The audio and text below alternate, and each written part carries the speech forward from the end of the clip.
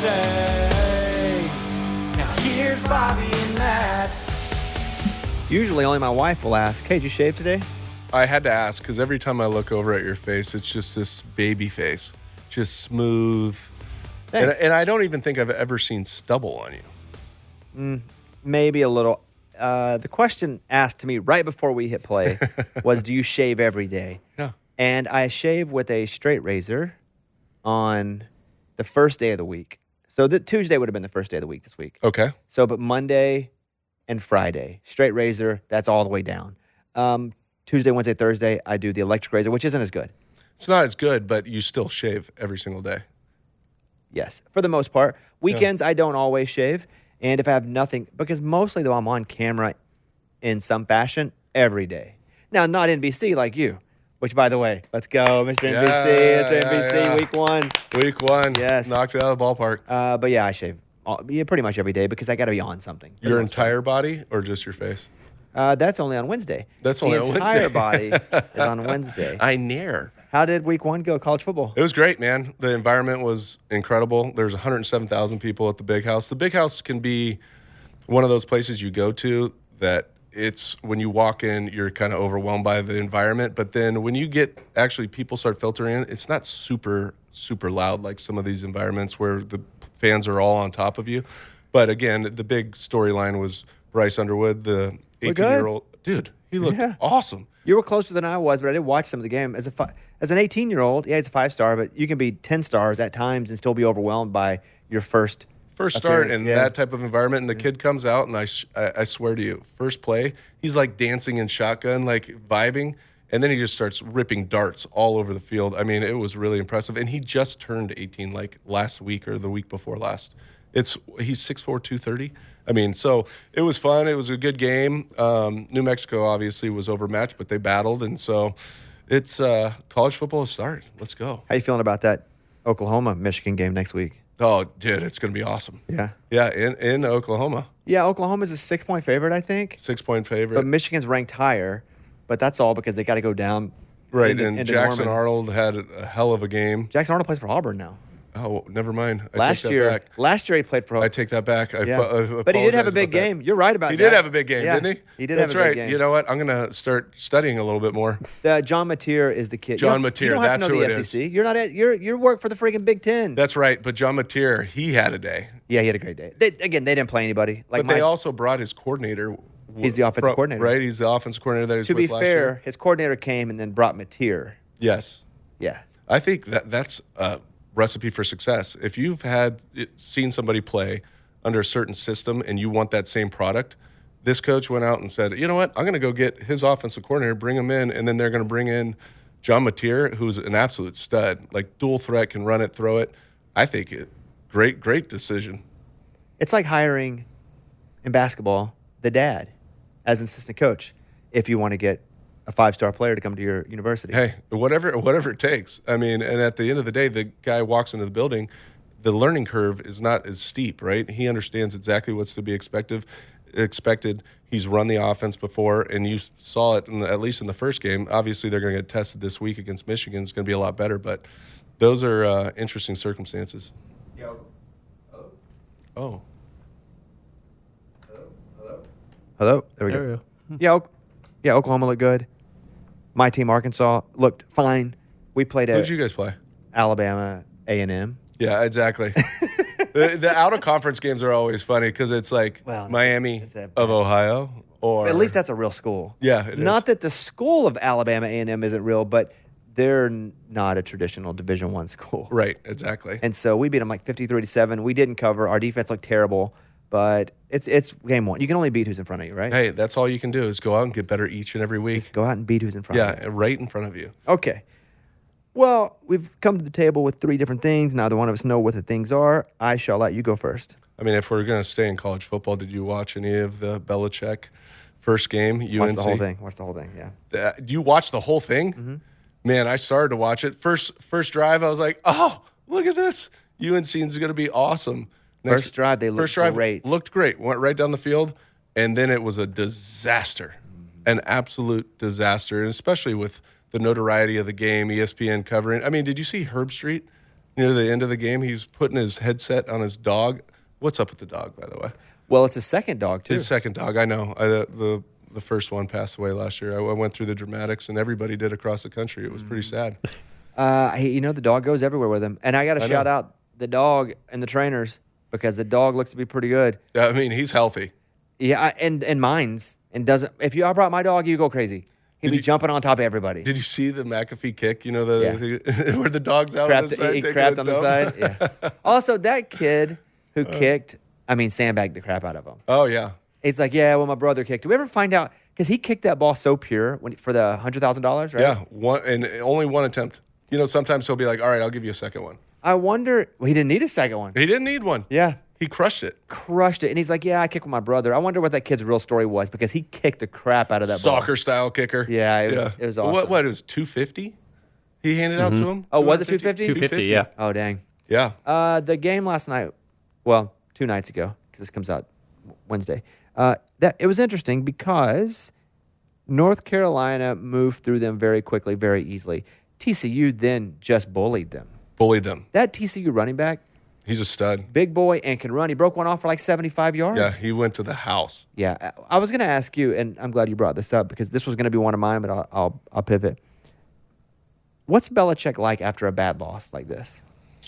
Yeah, you know what? It's always interesting because he's actually easier on the team after a bad loss than he is if we've won by a significant amount. Like, he nitpicks the hell out of you, and you don't even feel like you won the game, right? You're sitting there going, wait, what just happened? I thought we did really well.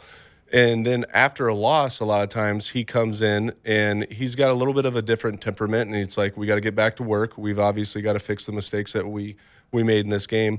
And there's a lot. We had a game, actually, my third start of the year, we're playing Miami, and that was the Wildcat game where they came into New England and just ran all over our face. That Ronnie Brown, and all these guys. And so they crushed us. And so he came in and wasn't as aggressive toward us.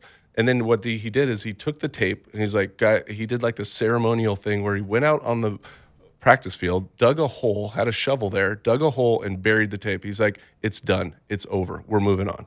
We didn't talk about that game one more time. We watched the film that day, buried the tape, and moved on. So I'm sure it's a lot tougher in that building because to rebound from a game like that in college is a little bit different, especially when you can see that your talent is not the level it needs to be. So there's going to be some changes made for sure, probably at the quarterback position. Less games as well. Less games. Every game matters. And yeah, every game matters so much more. And you're right. It's such a drastic, or at least last night, with TCU, it looked like such a drastic difference in talent. Right. I think, though, TCU is better than about 90% of ACC schools, to be fair. They are, and that's the one differentiating factor when you talk about college football and NFL. NFL, the guys are so equally talented on each team. Now, you might have your Joe Burrows of the world or Josh Allen's, but every week you know you're going for a dogfight. You're going to have to play your best in order to win because that team, even though the record might not reflect it, they can beat you. Whereas in college, there's such a talent gap when you, from recruiting or the players that you have, that you can't make that up by just having good coaching. And it kind of showed last night. When I was with Jerry Jones, he was talking about the talent disparity in college versus in the NFL, where he said, well, you just said, he was talking about how every week, it doesn't matter how good your team is, it's such a slim margin right between the really good teams and the really bad teams, which allows the really bad teams at times to beat the really good teams because they're all professionals. And the stud starter and the guy that just made it, there's not a lot of difference between. There's not. And every team has their superstars, regardless of if you're at the bottom of the league in certain statistical categories. But you go out there and you have a bad day at the quarterback position and you throw a few picks and give them an opportunity to go down and score or put them in a position to, they can be those really bad teams can beat you. I remember when I was in Kansas City my first year, we're playing the Steelers, Ben Roethlisberger. Our team at that point had won like 2 games all year. We somehow pull off a victory in overtime, hit a few throws, kept it close. We had a strip sack and go down, score. And there was no reason why we should have won that game. Like that team already was at 9 wins. We were at 2. It's just one of those situations. Like I said, you come out and the ball rolls your way a little bit. You've got enough talent to overcome that. One other question about you in this topic, since you brought up college. Did you ever watch or ever get a chance to watch any of the Netflix series Any Given Saturday? I did not. Okay, so what's happened, and I didn't want it to happen, is that I watched it, and I avoided it because I didn't want to like other players on other teams. I just like to universally hate everybody that's not Arkansas. Right. So I watch it, and there are some players I liked on the show that don't play for Arkansas, and I found myself rooting for them this last week, and I didn't like how it made me feel. Is it like a Hard Knocks, but it's Any Given Saturday? Every episode, and I believe there are 5, maybe 6 episodes, they focus on 2 games specifically from last season. Okay. For our week, Arkansas week, it was Arkansas and Tennessee. We beat Tennessee. It was a massive upset. And it was also, in that same episode, Vanderbilt and Alabama when they beat them. Oh, man, that was a huge upset. It starts with, like, LSU. And by the way, Brian Kelly, not likable at all. I really don't like him. Not likable at all. He just looks like he's always pressing the panic button and always blaming players instead of just being like, okay, that's on me or whatever it might be. But his temperament. Nothing warm about him. Nothing about him comes across as genuine. You're right there, too. It also Like, doesn't seem genuine. Just always pointing the finger. Great It's ball never coach. his fault. Great ball coach. No Great doubt ball about coach. it. Good team. But like the kid, the Weeks kid that plays linebacker, like they focus on him. And his brother also plays on the team. And then at the end of it, his younger brother, who was a senior in high school, play. So they have 3 brothers playing linebacker at LSU. No but way. I'm watching LSU, and I like LSU fine. Actually, I don't like LSU, but when they're playing Clemson, I'm all LSU. Yeah. Because also screw Dabo. So You don't like Dabo? I like Dabo. People, you're either one side of that fence or you're the other side of the fence. But we can get into that after. Go Dabo ahead. big timed us on my radio show. And so I cursed them. I cursed them on the air 2 years ago, and Did they've you sucked really? ever since. Did yeah. you really? Yeah. We did chimes and everything. Cursed them. And so, but I found myself rooting for the kid at LSU, the specific kid. And I was like, come on. DJ Lagway, Yeah. Stud. stud. There's a whole episode on him at Florida From coming Florida. in. Yeah, freshman. And, Graham Last Mertz. year. Graham Mertz was the guy. Was the dude. And he gets hurt. Mm-hmm. And so Lagway's got to go in and figure it out. And I just found myself rooting for these villains. They're villains to me. They're not villains. I They've all know. got a great story. You're don't right. When they take their They've helmet all off. got a great story. Yes. Leave their helmets on. Leave their helmets And I don't on. want to know warm stories about I them. don't want to know that you're a good person and that you love puppies. Yes. And that you No puppies. no puppies and all that stuff. I just want to look at you and see you in that uniform and know you're the enemy. I want to be You're the enemy. disgusted by your Mississippi State color. But then I end up liking the coach. And I'm like, what's happening? So, okay, good. Let's roll on my first one. And it's going to be ended with a question about captains. But I'm going to start with Tyreek Hill, not a captain on the Dolphins. Mm-hmm. Now, Tyreek Hill did say he wasn't going to come back and play for the Dolphins, if you remember. He's like, I'm not coming back to this team. He's back with the team. They announced the captains. He is not a captain this year. So my first question is, does that matter? Second of all, what the heck do captains do on an NFL team? Is it just something you wear on the jersey, or is there actually a role? I think there's a title to it and then also a responsibility to be a captain. I was named captain when I was in Kansas City, and it's an honor because it's voted on by your teammate, by your peers, and who they see as a potential leader of this team. And it's a leader of what you do on the field, but more importantly, it's what you do off the field, how you lead the guys when you're going through adversity and all that stuff. So captains, I think, play an important role, and also they're a sounding board for the coach because the captains are the one group that go in and meet with the head coach on a weekly basis, usually on a Tuesday or a Wednesday to get going, and you might even have a second meeting, and you're able to give the opinions or the thoughts openly to your head coach when you're in those meetings about the pulse of the team, right? What's going on? What are we struggling with? Why can't we get this going, right? And so you're that voice, and there's a lot of responsibility that comes with it. But whether or not it impacts you on the field, if you could be the greatest player in the world, but your teammates might not view you as one of those captains. But don't they sometimes just give the C to, like, the most famous player on the team? Yes, a lot of times they do. But that might be more of an indictment on Tyreek Hill and maybe how he handles himself. And I'm not spreading rumors. I don't know any of this. But at the same time, there might be other guys that they look at. I can spread some rumors because I do know a little about it. Yeah, you know a little bit about him, right? Yes. He's been a problem. He's problematic. And I know people who are adjacent to the organization right now. Yeah. And, yeah, he's problematic. Yeah, he's problematic, and he's a little bit selfish. And really good receivers in the league, a lot of times, Yeah. They are a They little have bit to be. selfish, Yeah, I right? agree. They want the ball. They're the alpha, and that's just how it goes. But that also sometimes reflects in their personality and how they interact with their teammates, and it's not a good look. So what do you think about him not being a captain?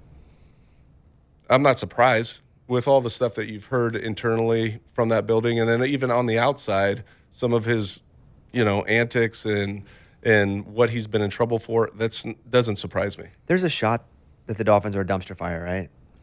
There is a shot. There is a shot, but they're really talented, and I do like that coach, and I know that I like gonna, McDaniel too. I think he's fun and he's quirky and quirky is the perfect description. His press conferences are money. I mean, I love listening to the just different banter that he comes up with. Yeah, I think he's super talented. I just think that he's been knocked off his pedestal a little bit from when he first got there and the excitement that went on. And then Tua, I think Tua is a really good quarterback, and he's got a lot of talent around him. It's can he stay healthy? Will the defense show up? It's all those different factors that go into a season.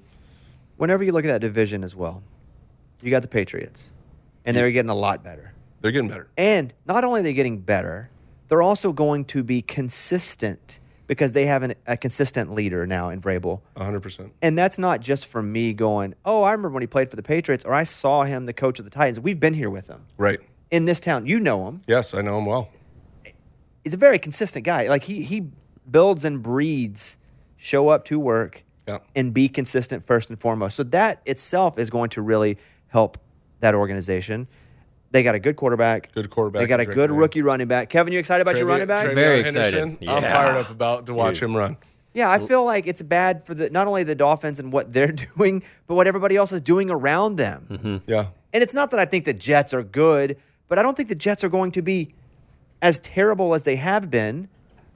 I think they also have a coach that is going to do, and again, I know it's an offensive league, but it's almost like the defensive coaches come in and reset culture and consistency.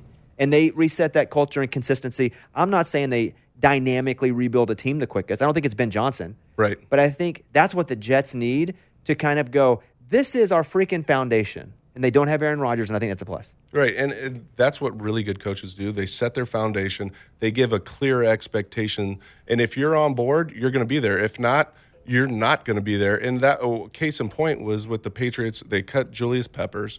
I mean, not Julius Peppers. What's the safety's name?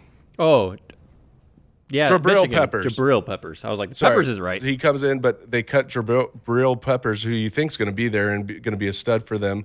And then Kyle Duggar, who they just signed the year before to a 3-year deal, was taking third-string snaps throughout camp, having to prove himself. So it's all about giving these guys the opportunity and the understanding, like, you've got to earn it each and every day. And that's what good coaches do. And don't forget the Bills in that division. I didn't even mention the Bills. The Bills They're already. I was going to say, the Bills are they're the top premier dog. team. They're top dog. I feel like the Dolphins are losing out twice. One, I feel like their team is starting to be a little bit of a mess, and then everybody else is getting better around them.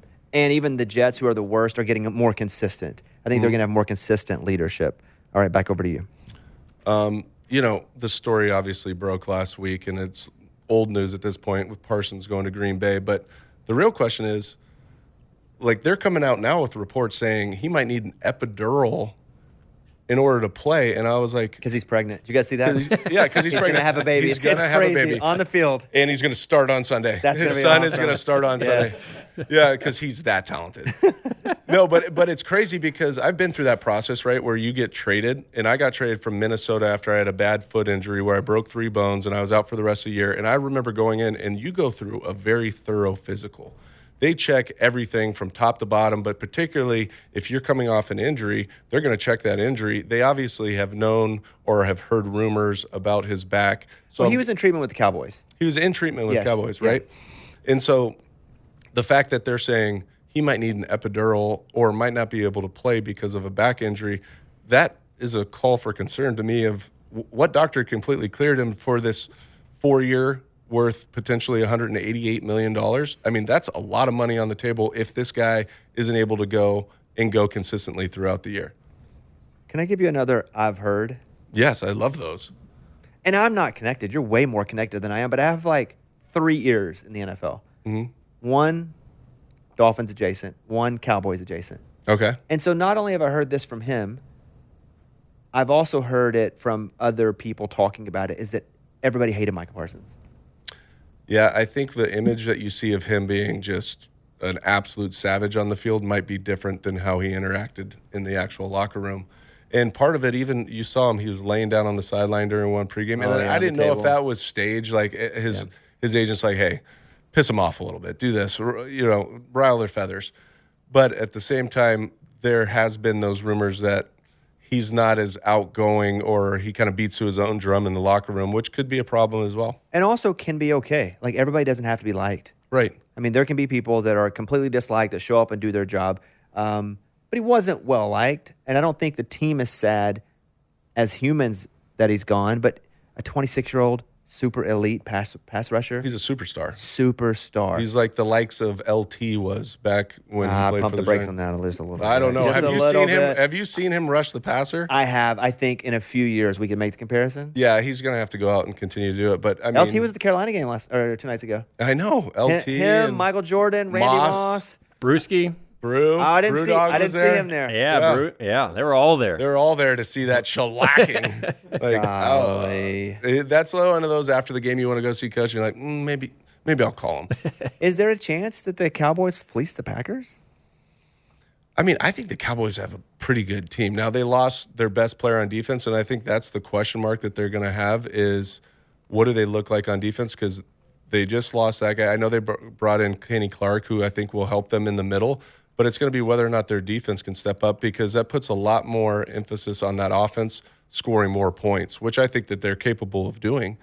But can you consistently stop people? And that's been their Achilles heel. What's the Bengals? Yep. That's exactly what that's basically the prototype of it. It's like, look at the Bengals. You got a star quarterback, you got 2-star wide receivers, and you got a whole lot of points. Look at the Cowboys now. You got Dak, borderline star quarterback, but you got CeeDee Lamb, and you got Pickens now. Yeah.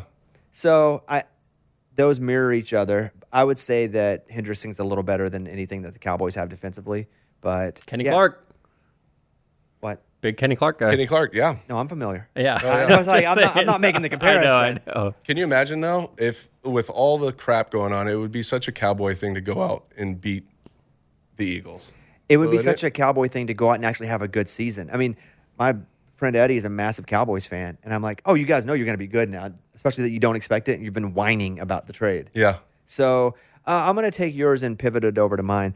And so mine is a bit of a fantasy conversation where the Dallas Cowboys on offense, I predict for the same thing that you just said, they're going to have a great fantasy year because they're not going to have a defense. They're going to have to throw a lot. Yeah. And Dak can throw. Dak can rip it. And Dak's now got he's got one great wide receiver, one possibly really good wide receiver, and they just signed the tight end to an extension. Ferguson? Yeah, Jake Ferguson. Yeah. And Ferguson is somebody who's getting closer to the ceiling. Yeah. Like he's becoming he's a better good player. pass-catching tight end. So I think that is an offense that's going to be, again, Cincinnati-like in that they're going to score a lot of points for your fantasy teams. And that's been the issue with the Cowboys for so long is their regular season, they crush the regular season.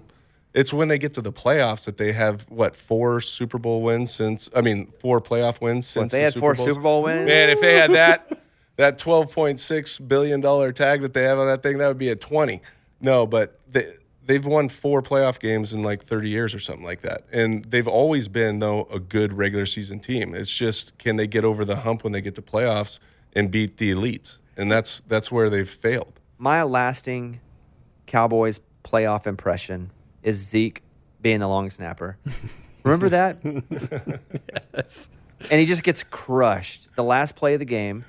And the offensive coordinator, who's now the coach of the Saints, Yeah. I remember him just hanging his head in shame. He was the coordinator, right? Then Kellen Moore? Yeah, Kellen Moore was. Kellen Moore. Kellen Moore, former Boise State quarterback. Stud. That is my lasting impression of the Cowboys in the playoffs, is that where Zeke was playing like 7-on-7 center, like flag football center, and just getting rammed. Yeah, it was Kellen Moore. Nice. Yeah. That'll be an Kellen interesting. played with me in Dallas when I was there, and you always knew he was going to be a coach, dude. He had this little notebook that he'd bring out and he'd draw plays all the time, and then he would talk about the type of system that he wanted to run and all this stuff. He's like a savant. Brilliant mind. Are there guys that are their love of the game is so pure, and you can tell just when you meet them when they're always doing stuff like that. Oh, 100%. And you know those guys too that after they're done playing in whatever capacity, they're going right into coaching. And he was one of those guys. I played with another one, Alex Tanney, who's now with the Indianapolis Colts. He was a backup quarterback for a really long time and never really got a shot, but at the same time, he was meticulous with his notes. And then he had a separate binder that he was writing down plays and trying to think of the system that would best fit if he was in college or if he was in the pros. And so you see these guys and you're like, they just have such a love and a passion for the game. If they get a shot, they're going to grow into something and be really good at it. Kevin O'Connell's another guy like that. Oh, you could tell when you were playing with him? Yeah. Well, he was young when I played with him, but you could tell that as he moved on in his career, that ideally it was the direction that he was going to go. Are there guys that know in their heart of hearts they're always going to be a backup, and that is their job, that will always be their job, and they're just going to be a good backup? Or because they've been competing at such a high level their entire life, they're still holding on to that shot that they can just get a shot? I think there's both of those personalities show up, right? That guys are just holding on for dear life, hoping that they get a shot to prove themselves. And there's other guys that are completely content with making money, being a good soldier, supportive, doing whatever they can for the team, and taking that approach. And I always love being around guys like that because it helps the room. You spend so much time with these guys, particularly in the quarterback room, watching film, breaking stuff down. But if you can be a resource on the sideline and have one of your buddies come up to you and say, hey, check out the backside safety. He keeps cheating in this 3-by-1 set. He's coming to try to snag. You got the one-on-one backside. Awesome. I love that type of information. I feel like I'd be a terrible backup quarterback because you want the starter to suck. Yep, I'd want him to suck or get hurt, and that's not nice. It's not good of me to be a backup quarterback and want the starter to tear an Achilles. No, that's not good. That's aggressive. He'd go down, and I'd be like, oh, no. But in my heart, I'd be like, let it be an Achilles, baby. Let me get my shot. Maybe like a hip pointer where he comes out for a little bit. No, I want him out. I want him out forever. Yeah. If I want, because I need more than a game. I'm getting thrown in. The vibe's off a little at the beginning. Well, we're a little unsettled here to start, but you give me that second start, I'm ready to rock and roll. Third, I got a whole better. week to prepare. Yeah, I'd be a terrible backup quarterback. I didn't feel that way about Tom, but then when you look at it in retrospect, I was like pretty appreciative that he stayed out the entire season. Were you always ready? You know what? Playing the backup position in the NFL or anywhere is probably the toughest position to be in a mental space, because when you go into a game as a starter, number one, you get the reps throughout the course of the week. You're throwing to all the starting quarterbacks. And then as a backup, as a starter, you also have your first 20 plays that a lot of people don't even think about. It's scripted. And you've rehearsed these plays. You've gone through them in walkthrough. You've run them in your first and second down. You've run your first third downs. And so you're very prepared mentally to have an understanding of what to expect when you go into that game. As a backup, you could be sitting there and all of a sudden the fourth quarter, like Christian Ponder got hurt one time, and I think it was in like the fourth quarter, and all of a sudden we got to go 80 yards against Chicago. We're down, and I was like, man, I got to get my stuff together, because you really don't have an idea of what exactly we're going to call. Well, guess what? We did go down score. Let's go. Cast man back at it. But, that is one of those tough situations for any backup, because you never know when you're going to go in the game or be called upon, and you're not completely prepared for the moment. You know the plays and all those things, but you might be thrust in to a 3rd and long situation. I remember when Marcus Mariota went down against Jacksonville, we were 3rd and 15, and I had to go in the game and try to throw a ball fresh off. Definite passing situation. What happens? Ben Jones, I love him to death, but he always floated that ball a little bit to my right.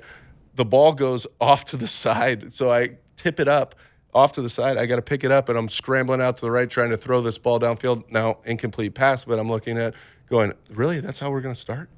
Like, tip ball, looks like a fumble. I got to pick it up off the ground. I was like, but you just have to – then all of a sudden, once you get into that second, third series, you settle in like anything, and it's one of those, then you start to feel the game a little bit better. If I'm doing human nature, Bobby – human nature would be, I go in, I'm the backup. Game 1 through 3, I'm super prepared, but I didn't get any action. Game 4 through 6, I'm pretty prepared, but I didn't get any action. Game 7 through 9, do I even have to fully prepare? I mean, I haven't got any action. Game 10, I'm calling my pants down because I didn't even put any effort into it. And it's getting cold outside. And you're sitting there going, I don't care if you find me, because Vinny Testaverde came in and he was a big ass dude. And he's like, you guys are getting fined if we're wearing coats on the sideline. I was like, screw that. Find me. It is cold out here. I'm trying to keep my hands warm. Your feet are getting cold. And again, I've been put into games where it's late in the season. It's the third, fourth quarter. You've been just sitting there picking your nose, doing nothing. And you're going, what in the hell's going on? I can just see me getting less and less prepared the longer it goes when I've gotten no action, and not consciously. Right. But it's, why am I going to put all this extra effort into studying every nook and cranny, every detail, getting super granular when it hasn't actually had a chance to manifest into anything? Yeah, try waiting 8 years like I did through college and then my first 3 you're years in right. the pros. Dang, I was like, that's on me. I should man, that.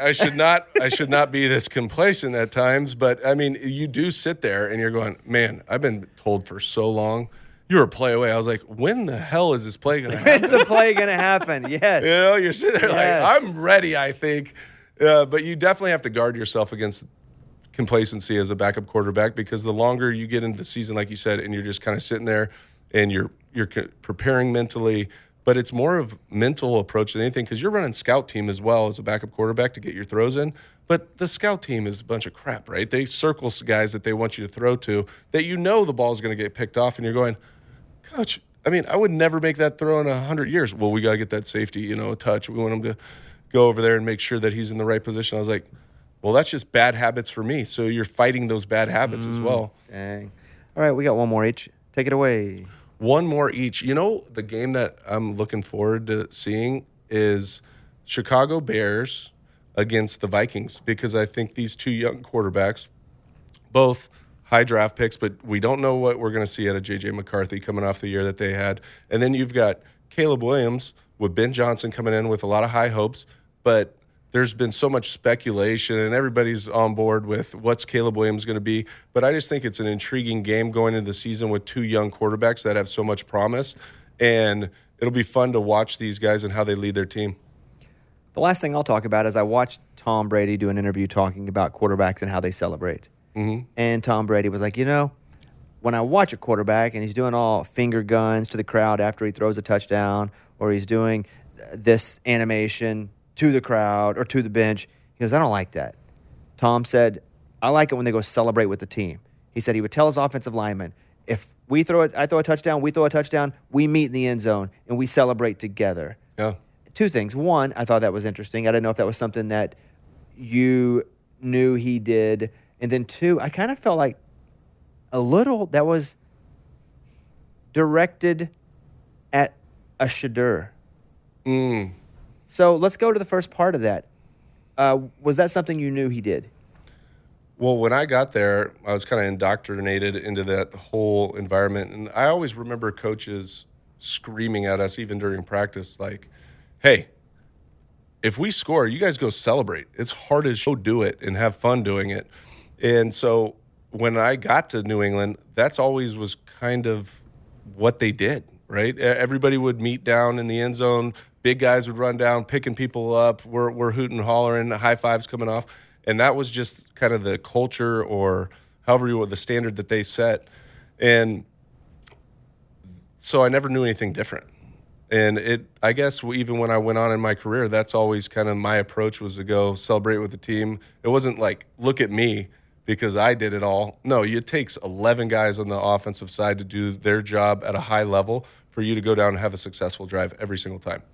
Former NFL linebacker Lorenzo Alexander coming on next. We'll talk to him when we come back. On now with Lorenzo Alexander. Hey, we were hyping you up before you came on. I mean, we were going about your story like you'd have loved it. I wish you could have been here. It's like when someone goes, why couldn't you eulogize me when I was alive? Like we were selling you big time. So first question I want to ask you, Lorenzo, is like, why did you keep on? Because a lot of people, Matt Cassel was just talking about in his career, he had seen guys that played for a few years and maybe didn't catch on quite yet, but that we both really admire the fact that you kept at it. Well, I mean, to be honest, I thought about quitting early on too, and it really wasn't that long when I look back, retrospectively. My first year I got cut and was on practice squad with the Carolina Panthers, and that second year I was with the Washington Redskins at the time, the Commanders. But it really came down to my mom and my uncle that encouraged me to keep pushing through it because at the beginning of my second year in the NFL, I had gotten cut, had done a couple of workouts, and I was like, man, I ain't doing this, man. I went to Cal. I can go be a lawyer or something else, right? I got this great education. And but being told you're not good enough or we don't want you is not something I want to continue to put myself in front of. So it was really my mom and my Uncle Steve that really encouraged me to keep pushing through. And then God really making a way for me. My workout with Washington, I actually didn't get chosen. My man Alex Guerrero, who's now a business in sports business world doing really well for himself, he actually pulled his hamstring in that workout. And then they ended up going with me because he was injured. And so that's how I even got an opportunity with Washington, right? Showing what I could do in practice squad, being a hard worker, taking every single rep I possibly could. Now, and that's not me exaggerating by any means. When I say every single rep in practice, special teams, defense, offensive look. And that's how I started playing all these different positions based on what they saw there. So my uncle pushed me, God opened up a door, and then I walked through it and went all out because I'd been cut, had to be humble in some ways, had to grow up in a lot of ways, and I didn't look back after that. Can you talk to us about that mindset? Because obviously you're undrafted, and when you come in as an undrafted free agent, so to speak, you got to earn your way and earn your keep. But the mentality of after getting cut and doing all those things of how you just continued to grind and finally got that opportunity and seized that.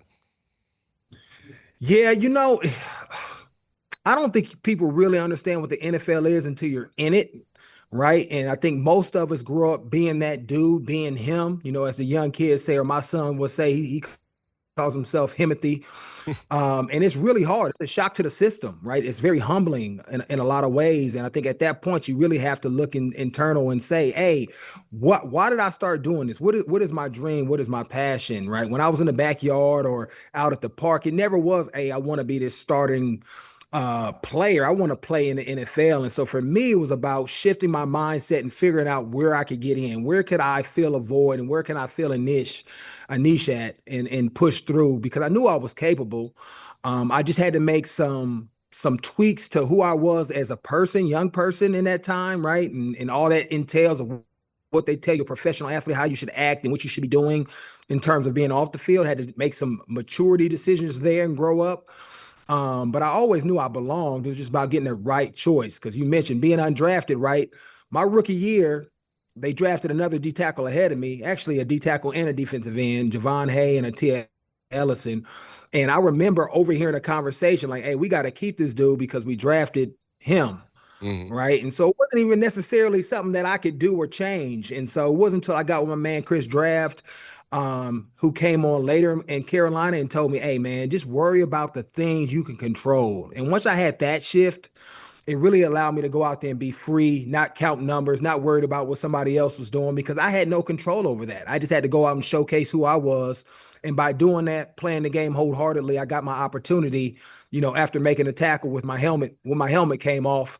And that really gave me a lot of love back in 2007, playing Tennessee Titans in the preseason. I have to assume that you chose to be versatile, like that you felt like for me to survive, I need to make my versatility known. So what is the conversation with the coach going, hey, I want to be on special teams? Do you have that conversation or do they come to you? No, you have that conversation with the coach. And for me, when I first came in the league, people don't remember this because it was a long time ago and I had almost two different careers. I was a D tackle. So I was, 6'1", 6'2", as I like to say. And I was at my heaviest 315 pounds, right? That's not a special teams body, right? Back then you could get away with being in the wedge, and that was probably about it. And so I really had to change my body over the course of the years.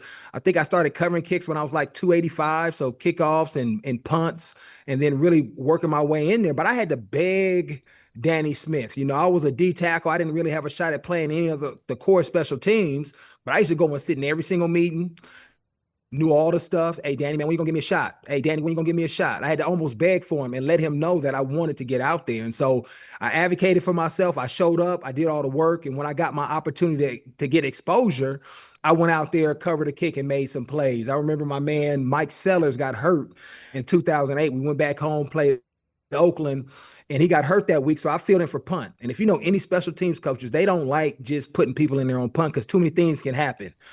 Got my opportunity because of an injury once again, had 4 tackles on special teams in my hometown on punt coverage. So, and that was really, I think, the birth of what I was able to do there on special teams and really showcase my ability. But it really started back in high school. I went to a small high school and I had to play everything, kickoff and offensive line, defensive line, some linebacker, some running back at times.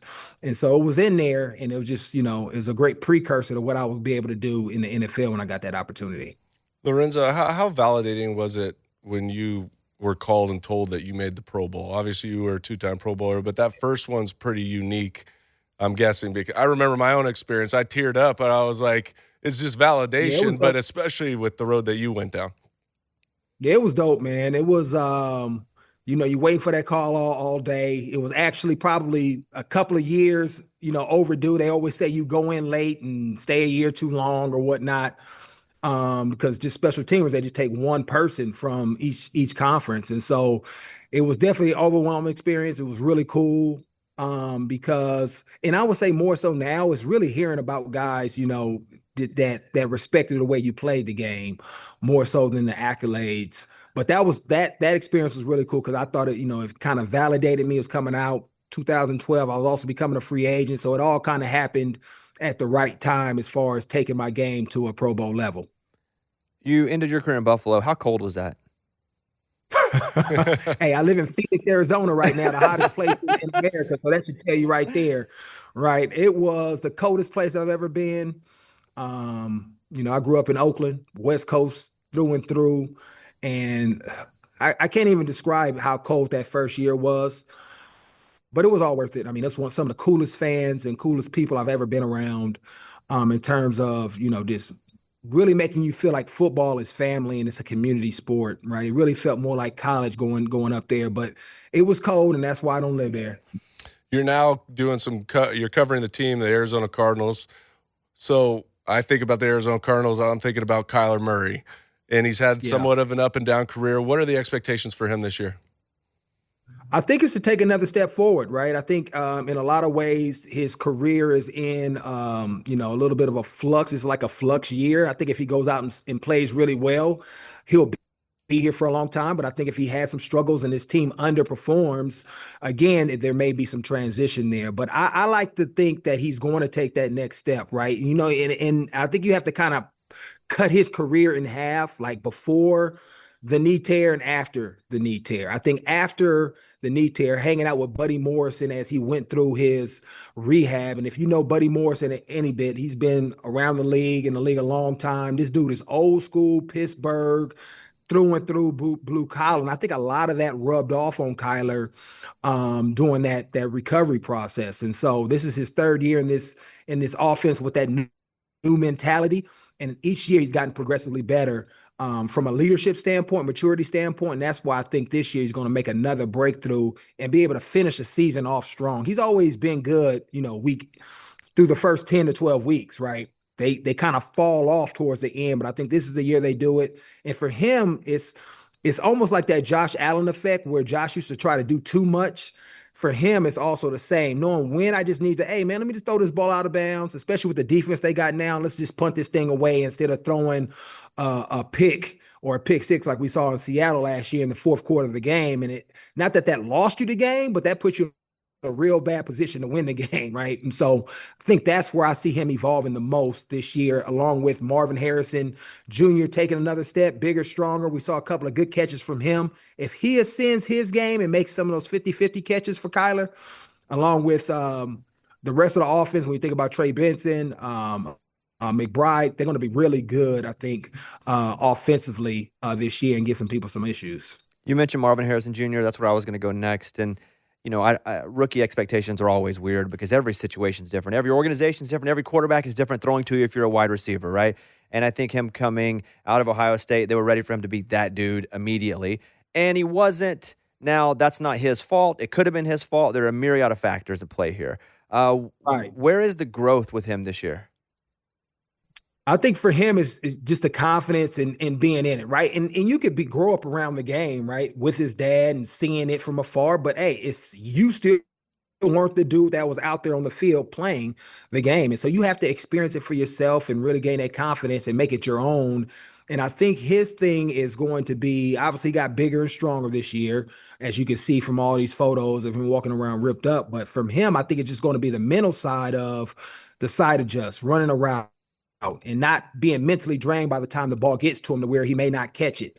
So this year in the preseason, he had a couple of opportunities, and you could see him catching the ball and attacking the ball much better with his hands, as we all expected he would this year. And I think that's just because he's not thinking as much, because he knows it, he's reacting, he's playing fast and fluid. And so I just, off of just that alone, I think his numbers, or his impact, because his numbers, when you look at it as a rookie, weren't horrible, but the consistency from game to game, I think that's where you're going to see the biggest jump, where he is a vital threat and an option for this offense to rely on week in and week out. Monty Ossenfort, the GM, they went strong in the draft on the defensive side of the ball. Which rookie do you anticipate having the biggest impact for this team this year on that side of the ball? Wow. I mean, they got a lot of great guys. I think Will Johnson on the outside, with the defensive line, I think he's going to benefit from that defensive line. The guys they got, Josh Sweat, Calais Campbell coming back, D-Rob stepping up, and a myriad of other guys that they got, Zaven. Just some guys in that front that are going to cause a lot of tips and overthrows that he's going to be able to go out there and make ball hawk a little bit. And because that's what they really need on that back end, the corners to really step their game up. So that's what I'm looking at. And, Monty, you talk about Monty, he's done a really great job over these last 3 years, really identifying great talent, but great human beings, guys that understand that how to be a pro, how to come in and work and learn through failure and grow. And then you can see the identity of this football team really becoming more like a Buda Baker, where, 4 or 5 years ago, it was just like, man, it's Buda and then everybody else. There's a lot more Buda-like players on this team, and you're going to definitely see that, I think, coming in real effect this year across the board, but in particular as a rookie with Will Johnson. What do you think of the new kickoff rule? I hate that they call it dynamic. I'm like, what were we doing back in the day, then? And we had to cover that thing and actually have to run through big double teams. Was that not dynamic?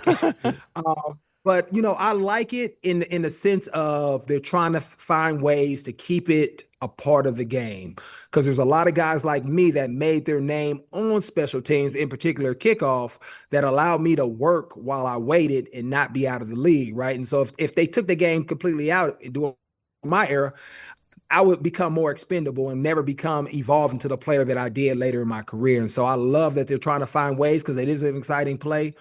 It is an opportunity for guys that are fighting for roster spots to earn a spot on that team and then grow into the player. And you can still go out there and get some big time tackles on special teams. So I like it. I like the way they're trying to figure out ways to make people return it and make it a cool play to see. And I think last year they had, I don't know, probably a handful, if not more, of returns. And I think that's also exciting for the game for special teams. Yeah, the Titans actually went out. They were one of the worst special teams in all of football last year, but they hired Coach Fassel, and he's one of the best to ever do it. Do you think that the hiring of a special teams coach is just as important as any offensive or defensive coordinator in the league? Yeah, and you'll see it from team to team. I mean, when you think about like the Baltimore Ravens, right, and how they play special teams throughout the years, the Pittsburgh Steelers with Danny Smith, there's guys that you just mentioned that are big time stakeholders in the special teams world, or that phase of the game, and that's because they coach it well. It's the biggest time that you have transition of field position, right? And then you find little nuances where you can take advantage of the rules or take advantage of some type of technique to give your team the advantage. So I think it's always, as long as they continue to allow it to be part of the game, it's definitely going to be something that teams try to find to get that additional advantage as far as matchups or scheme wise in terms of winning the game in the field position, right? Because if I have better field position, that means I'm gonna probably score more points. Or if I can back teams up or flip the field, that means my defense is going to be pretty good as well, because it's really hard for teams to drive the length of the field. So coaches understand that, even though fans don't always love it. as much or love those guys up as much, it's still a really critical part of the game that impacts winning or losing because you're dealing with field position. You mentioned transitioning there, but also want to talk about transitioning from the league to back to just citizen, like regular person. I know you're working with the NFL Legends community. Like, what was the transition like to normal person? Because I think that will be kind of weird to go from your identity as football your whole life, and now all of a sudden you're a normal person. And then what's been a real rewarding thing about working with the NFL? Well, I think I've always been a normal person. I've never allowed myself to completely see myself as just a football player. It's a part of who I am. It's one of the things that I've been gifted to be able to do at a high level, but there's a lot of different things that I'm able to do. I coach now. I do some analyst stuff, and guys have an array of talents. And to your point, I think the biggest thing is guys get caught up in the football because there's nothing like it, and there's nothing that ever can replace it. Because I can go out there and do a great job and call a great play, on 3rd and 12, and we execute it and score a touchdown to win a little league championship. I'm not going to have 50,000 people applaud me and looking to get my autograph. And that's what guys get tied up in, right? And so you have to figure out what your joy is away from the game. And that's really what I help the Legends community do, and trying to help guys, hey, what you did was special. You're more than this game. You have other assets, and right in this game has actually helped you cultivate a character that you can go and be just as productive in other places, because most people aren't built like you, right? And so I say I'm a regular person, but I would say most student athletes or sports or athletes are built differently, and rightfully so, because your job isn't on the line every single day, right? You don't have to compete for it every single day. You don't get cut like I did for no reason, right? There's normally a process to that. And sports is very unique where you get simulated adversity daily. And we all have come to find out, right? If you have the right perspective, you can grow through that failure exponentially better than someone that just has a regular 9 to 5 that's just showing up to work and not really about losing their job. And so I always encourage my guys, use that skill set that you have, that leadership ability, that ability to make transitions and pivots on the move, the ability to handle pressure, to perform. Use that in whatever else you're passionate about, and you'll work your way up and find yourself once again in a leadership type role in that new aspect of life. And so that's what I do. And for me, that process was somewhat seamless because I got to choose to walk away from the game, unlike a lot of people do. I was here 15, and I actually said, I don't want no more deals or no contracts. I'm ready to transition to spend more time with my family, which I think helped me in that process, even though it's still been hard at times, just because you miss more of the people, that camaraderie, that common goal, and really doing something that you love at the highest level. On Instagram, Lorenzo_John. Looking forward to the season, and hope you have a good season with the Cardinals this year, calling the games, analyzing. Analyzing. Yeah, just go out there, analyze. Analyze the Do games. you ever find it difficult to talk bad about players, or you're over that?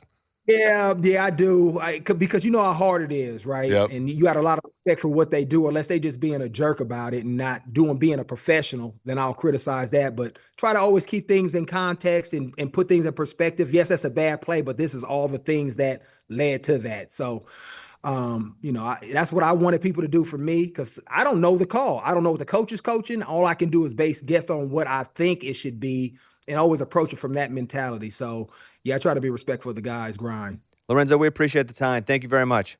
Yeah, appreciate you too. Thanks, man. Thanks, Lorenzo. That was awesome. Yeah. Okay, let's run down the games real quick. So Thursday night, tomorrow night, Cowboys and Eagles. Eagles over a touchdown favorite. We're just Over a touchdown. 7.5. Wow. Yeah. We'll just go straight up. So no spreads. I'll mention it, but pick your winner. Cowboys, Eagles. Eagles. I'm gonna go and go with the Cowboys. I like it. I like it. Everybody zigs. I'm gonna zag. Let's zag. It's Why been my not? style my whole Let's go life. opposite. Chiefs at Chargers, but they're in Brazil. I know that adds such a weird dynamic because the travel. It's where is it? San Juan or something like that? Sao Paulo. Yep, that's what I meant. I wouldn't have known. That's brutal travel to get down there. Remember the last time they went down? Wasn't it in Mexico where the field was coming up and then the guys had lasers and shooting it into the quarterback's eyes? Yep. That was crazy. That's showbiz, baby. It's just in Mexico. This is it's going to be interesting because it'll also be interesting to see how the teams deal with the travel and all that stuff. But it should be a heck of a game because I think the Chargers are better. What? Los Angeles Chargers? You think they're better than the Chiefs? No, I think that they're better this year than they were last year. Okay. I don't see better than the Chiefs. I'm When you sorry. said better, you didn't say anything at the end. Well, I meant better this year. Got it. I was hicking up on my spit. Oh, what did you say? What? They still may win. Who knows? I'm picking the Chiefs to win the Super Bowl this year. Not that that's a crazy pick, but the Chiefs have kind of fallen out of like, oh, they're sexy. They're not sexy anymore. To me, they're sexy. They're the hated team because they keep winning. People don't like winners. They want to give themselves a chance. But with that leadership and Patrick Mahomes and everybody else, they're coming back hungry. Yeah, I'd say that's a pretty damn good pick. Big year for Kelsey, too. I'm going to say it. Then he walks out. It is. Big year for Kelsey. He's gonna have a big year because he knows people. If he doesn't, he knows it's all going to be about he sucks because Taylor Swift is making him. He got engaged. Yeah, he's got to like fight for Taylor's honor now because if he does not perform, it's going to be her fault. Yes. So play for Taylor's honor. Play for her. Yes. Go out there and dominate. Don't you love her? Do you love her or not? If you love her, play for Taylor. It's not about the ring. It's about how you play. They're going to be blaming Taylor if you don't play well. Take the Chiefs. So true. Taking the Chiefs? I'm going to take the Chiefs. Raiders, the Patriots. Ooh, Raiders, Patriots. Now, an improved Raiders, but they are at the Patriots. What's interesting, though, is there wasn't a game before. I think that takes a little out of playing on the road and, like, fatigue. Right. I mean, if you played an away game or you just played a game and then you have to travel, that's a bit different than your first game of the year on the road, right? Right, and plus it's a 1:00 game. So I don't have times. That's going to be an early morning game, I would think, for Oakland going out there. Not Oakland, sorry, Las Vegas going out there because anytime a team travels West Coast to East Coast and you've got an early game, that's a brutal time change for them. They're getting up, playing at 10 a.m. basically their time. So I'm going to go with the Patriots. Patriots. Bucks and Falcons. That's interesting, at least. What? The Bucks and Falcons. Yeah, I still think the Bucks are going to win. I agree, but I think the Bucks are going to be really good. I think they're going to be really good. I think the Falcons are going to be improved. Definitely improved. And how can you I'm not interested to see Penix come out, Yeah. in his first full season starting as well, because he had some flashes at the end of last year that gave you hope that this kid could be the real deal. And I've drafted Kyle Pitts every single year of his entire career, and I refuse to not draft him. I drafted him last year. It wasn't. No, it's never good. It was It's never good. It was I never what I was hoping for. I think he's still only like 25 or 26 years old, is what's crazy. Bengals at Browns. I mean, that's the Bengals walking away, right? Yep. Dolphins at Colts. Boy, Dolphins that's at like a Colts. turd bowl week one. Yeah, that's not a super sexy game. I think Tyler Warren's going to be awesome. Oh, he is going to be awesome. I think he's going to be awesome for the Colts. First of all, he did everything at Penn State. Like he ran the ball, he caught the ball. I think he's going to be that. He is going to thrive in Indianapolis. He reminds me of like Dallas Clark. Like bring your lunch pail, going to go out, do whatever you ask me to do. Can block at the in line of the scrimmage. Can also go out and be a huge contributor in the pass game. I think he's going to be super effective as a pro. Let's roll through some of these others. Cardinals at Saints. Cardinals at Saints. I'm going with the Cardinals. Yeah, do the Saints even have a team? They have enough for a team? They gonna play 7-man this year? Barely. Kellen Moore's coaching there. Speaking of Kellen. Good point. I wonder if they're gonna field the team. Steelers at Jets. It's Aaron Rodgers' first game as a Steeler. Going against back the to the Jets with a coach that did not want him. Had him fly out there. Remember that? Yeah. Whole conversation, flew out there for a 5-minute conversation to say basically we're not going to have you come back. Yeah, he's got a little something for him. Have you seen the clips he's been practicing? He looks very slow, but I think he just doesn't care and is not going fast on purpose. He doesn't have to be fast. He just has to rip that ball and throw it to DK Metcalf, and he'll be all right. Giants at Commanders? Giants at Commanders, going to go with the Commanders. Yeah, Commanders me too. McLaurin signed. Yeah, I do think the Giants are going to be really good defensively, though. Yeah, they should like sack two quarterbacks at the same time. They have so many pass rushers. And then they bring in Abdul Carter. I mean, they should sack the quarterback and the second string quarterback on the bench at the same time. They have that kind of pass They've rush. got like 3 first rounders. Thibodeau, you got Lawrence, right? And then you got Abdul Carter. Brian Burns. Yeah. Dude. Who we were next to him. We went to the Panthers training camp. Yeah. Last year. Your favorite team, right? Oh my! I haven't picked yet. I know. I have 2 teams left: the Panthers and the Broncos. I know. But Burns is and listen, they're all men. No, dude. Burns is a dude. He's a dude. Panthers at Jaguars. Panthers at Jaguars. Jags are a 3-point favorite. I'm going with the Panthers. I'm expecting pretty big things. Are you? I'm going with Jacksonville. Titans at Broncos. Titans at Broncos. It's really hard for me not to pick the Broncos, so I'm going to pick the Broncos. Yeah. Bo Nix, second year. They got a lot more going for them right now. Over a touchdown favorite. Only 2 games. Over a touchdown? Over 7 points. It's that one and the Eagles over the Cowboys. Wow. 49ers at Seahawks. That should be a really good game. The Niners and Hawks? Huh? Niners and Seahawks? Yeah. Yeah. Sam Darnold, first time out there as a Seahawk. Oh, Koopy Cup is up there too? Yeah, Coop. I'm going to go with Seahawks with the upset. Are they favored? No, they're not. The Niners are 2.5. That's interesting. Brock Purdy's getting paid for the first time. Yep. That'll be fun. They lost Debo Samuel. Yeah. Yeah, he's in Washington now. Yeah. Christian McCaffrey, they say he's ready. He's fully healthy. He did not. I don't think he played any in preseason. But they're also missing, like Jennings isn't going to play. Ayuk is still out. Ayuk is Ayuk's out. out. Yep. So They're I still feel a pretty favorite. good about my pick. 3 more games. Lions at Packers. That's a good one. That's a good one. These last 3 games are all like pretty premier games. Right. Lions at Packers. At Packers, I'm going to go with the Packers. Lions been through a lot of changes, both coordinators, but they're still super talented. I'm still going with the Packers. I just think that they're going to be at home, got a talented team. Me too. Yeah. I think Golden. It's going to be interesting. First round pick. How much impact does he have right away? Yeah. That's- Because we talked about Marvin Harrison Jr. earlier, and he was one that everybody expected to really show out and didn't really have the year that was expected. And then a guy like Malik Neighbors, who was a beast, obviously at LSU, but didn't really have a quarterback, so he didn't know what he was going to do, and still showed out like crazy. Yeah, so it'll be interesting to me to see what happens in Green Bay. Texans at Rams. Ooh, Texans at Rams. If Stafford is healthy, I'm going with Stafford. If Stafford is healthy, they may go to the Super Bowl. Right, and Houston had redid their whole offensive line, everything. Their defense is going to be good now. But I think the Rams, after watching them last year in the playoffs, if Stafford's healthy, and they brought in, what's his name? Wide receiver. Devontae Adams, yeah. Oh, and they brought in Devontae Adams next to Puka Nacua. I mean, they're going to have a team and a squad. I think the Rams are going to be really good, so I'm going with the Rams. Yeah, if Stafford's back works. Yeah. I don't know. He's how had a real back that issue is. since I was with him in 2018, where the guy just manages. I've never seen anybody play through more pain than Matt Stafford. You know what he needs? One of those chairs from the airport that rub your back. Oh man, those feel so good. That like $350. Do you ever get embarrassed though? Do you ever get embarrassed when you sit? Have you ever sat in one at an airport? Oh, you probably travel private, but I mean, us normal folk will go and you can Google your salary, bro. You go sit there, and I'll sit there, and I'll just see these people walking by me and kind of staring at me. I'm like, I know I'm a big guy, but this feels great right now. I'm going to pay that $5 for 25 minutes. Yeah, except sometimes I'll pay the $5 for 25 minutes, and it hurts. But I don't want to get up because I just paid $5. No. So I just sit there and take the punishment of the chair. Or you'll sit next to somebody that has to moan, and you're like, okay, all right, that's enough out of you. Week 1 Super Bowl, Ravens at Bills.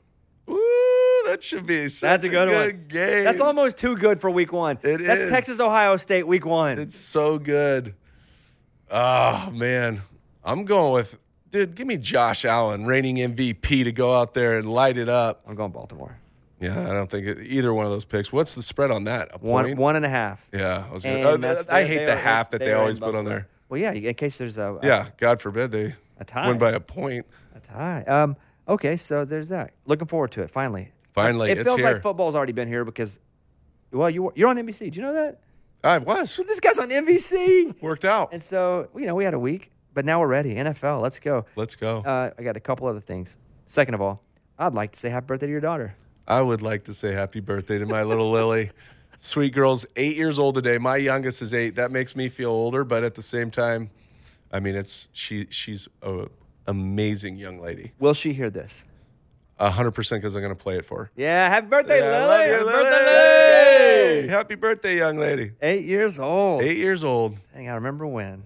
Yeah, I've only got a few more years before she just doesn't want to hug and is like, Dad, don't embarrass me.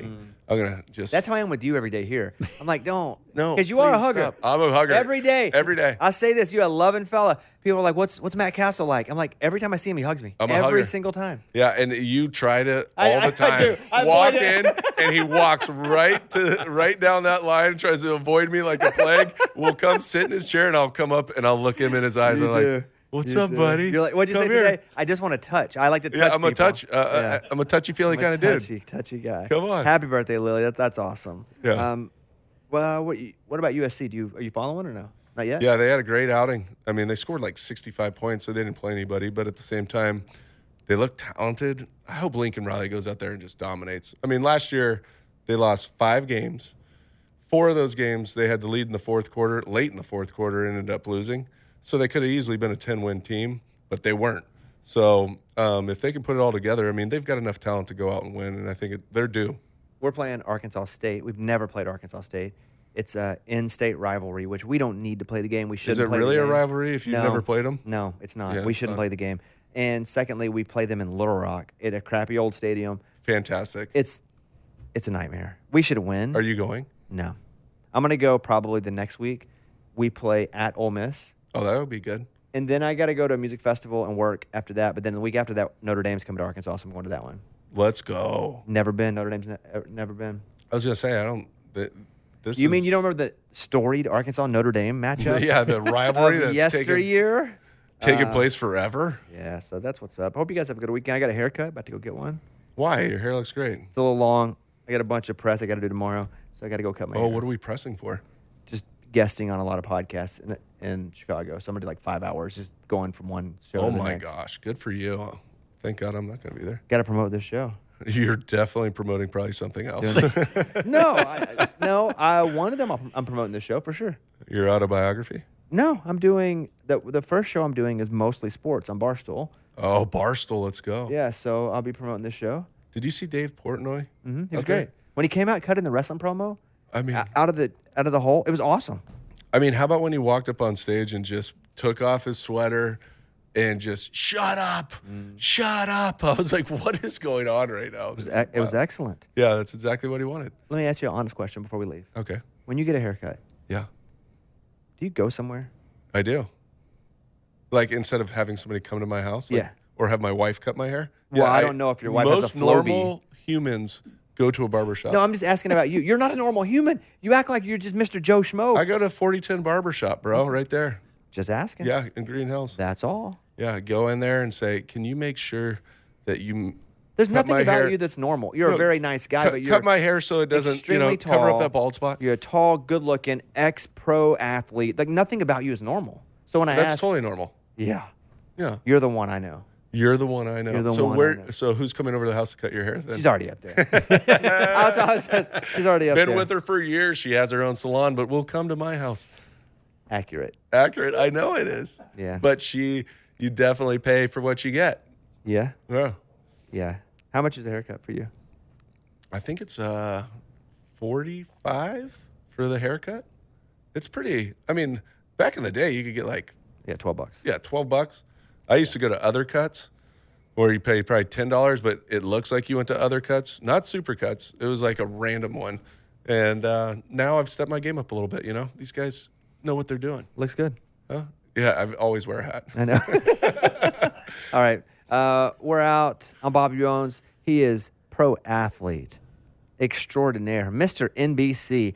Be sure to watch him this weekend. Yeah. As you will be this week. At Michigan State. BC, Well, you're just up in Michigan Michigan. State. It's just one after the other. Hey, I'm not complaining. That's an hour flight. I'm taking that. It is. Because we got to go like Oregon this year. Oh, that's a brutal flight. I love it up there, but that's it's a beautiful, trek, but man. yeah, to get out there to Eugene, it's not easy. Yeah, it's tough. Yeah.